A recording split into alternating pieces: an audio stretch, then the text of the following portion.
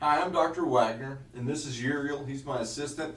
And what we're going to be doing today is we're going to be reviewing how to properly take care of your spine by way of using an exercise that I call spinal molding. Now, as you probably remember from your report, we talked about a couple of different things that make up the spine itself. The bones, as well as a very important component, and that's those discs. Okay. Now, with these discs, when they sit in a position for an extended period of time, what will happen is they'll become more solid. Okay. However, when you start moving around, they become much more flexible and they act more like a liquid, like water. Now, our spine, or the discs rather, have a very similar substance to that of Jello. Okay, so when you have Jello in a mold and you put it in the fridge, it turns into more of a kind of a gelatinous substance. Okay, whereas if you let it sit out in the kitchen area, it might turn more like just another bowl of colored water.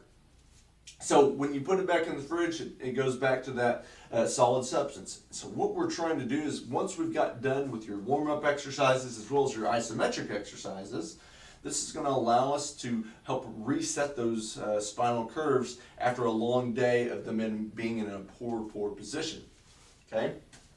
Now, we're actually going to first move on and teach you how to properly make your own spinal supports. Okay? That way, whenever you're on vacation or wherever it is you may be, you can have your own spinal supports ready to go. All you're going to need is a regular sized bath towel. Obviously, it's a little bit smaller than a regular size, but for the purpose of the video, we're just going to use a small piece of cloth.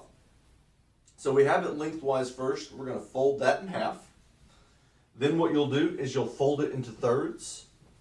And then finally, you can just roll that up, and it will make a nice spinal support that you can base off the size of your spine, so whatever's comfortable for you. Okay. From there, you can put rubber bands, or you can even use duct tape to kind of help keep those together. Now, we're actually going to use actual spinal supports so we can show you how to properly set them up. So Uriel, if I could, I'm going to have you lay it flat on your back. All right.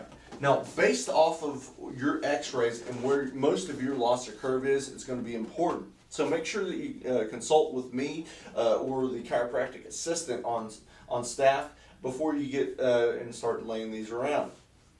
Okay, in most cases what we want to do is we want to place these spinal curves in a position at the lower portion of the neck.